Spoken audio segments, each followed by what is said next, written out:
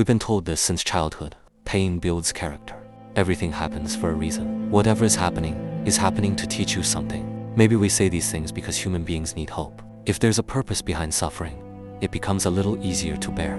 But if suffering truly made people wise, everyone in this world would be wise by now. Every civilization has known war. Every family has known loss. Every person has felt rejection, illness, failure, or grief. Those who spend their entire lives in poverty, insecurity, and struggle should, by now, be the greatest philosophers among us. But is that what we see? No. Some people became better. Some became bitter. Some shut down emotionally. And some simply went numb. Numb enough that pain no longer registers at all. This is where the first doubt appears. Maybe suffering isn't a teacher at all. It doesn't arrive carrying a hidden lesson. It simply lays reality bare in front of you. Everything else, wisdom, bitterness, numbness, that's what we decide. The same suffering turns to different people into completely different beings. One becomes compassionate, another becomes bitter. One grows resilient, another shuts down emotionally.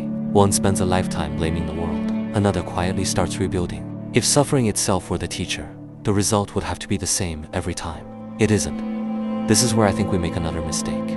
We confuse change with wisdom. When someone is betrayed, people say, a few years later, look how mature they've become. But did they actually become wiser? Or did they simply stop trusting people? A wise person understands the nature of trust more deeply. A cautious person just trusts less. One expands, the other contracts. From the outside, both can look mature.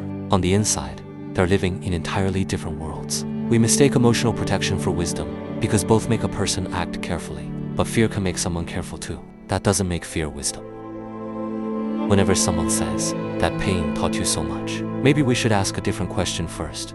Did I even want that lesson? If someone spent their whole life just wanting love and got betrayed instead, people will say, it's good. It made you stronger. But did it? Really? That person never needed to become stronger. They just needed love. If that heartbreak had never happened, they might never have needed that lesson at all. It feels like this. Someone digs a pit in front of you, pushes you into it, and when you somehow climb out, people applaud and say, look how much stronger you've become. As if falling was the only way to learn. Pits are part of life.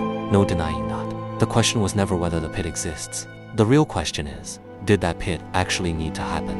And even if it did, does the person who pushed you deserve applause? That's the real question. Not whether the pit exists, but whether we insist on calling the fall a necessary lesson. This is the exact conflict that blocks healing. Somewhere inside, the resentment stays. I didn't need to become strong. I just wanted an ordinary, safe, loving life.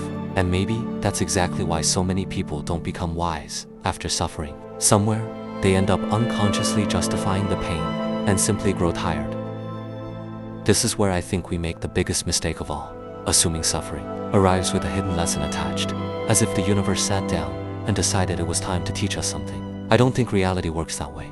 We live in a world where a lot of things simply happen. There's no personal intention behind most of them. Say, in the same month, you lose your job, your fiancé leaves you, someone close to you passes away, and your health takes a hit too. Almost everyone's first reaction is, why me?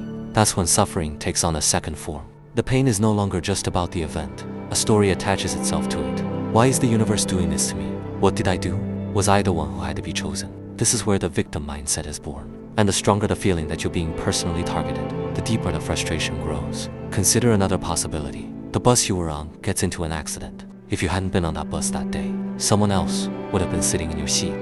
Their family's world would have changed instead. Their children would have lost a parent instead. The accident didn't choose you, it just happened. And that day, you happened to be there. This is the hardest thing to understand. Reality never made a personal contract with you. It never promised that bad things wouldn't happen to you. We subconsciously assume tragedies happen to other people, in the news, to neighbors, never to us. And maybe that expectation breaks us more than the event itself does. Reality isn't personal to anyone. It's just reality. Perhaps the first step toward healing isn't finding a lesson. Perhaps it is giving yourself permission to admit that what happened should never have happened. Accepting that isn't weakness. It's the honesty that has to come before you go looking for a lesson. Otherwise, healing ends up standing on a lie. Suffering is like a stone. A stone just sits there. You can build your path out of that same stone. Or you can keep tripping over it every single day. The stone doesn't decide that. You do. Suffering works the same way. It doesn't arrive carrying a lesson. It doesn't bring a hidden message. It's simply a part of reality.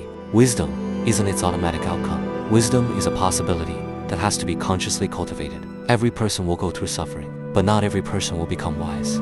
Suffering changes everyone, but which change to choose is still in a person's hands, even when that choice isn't easy. And maybe that's exactly why suffering never calls out your name. So why do you keep asking, why me? Maybe the better question is, now that it has happened, who do I choose to become?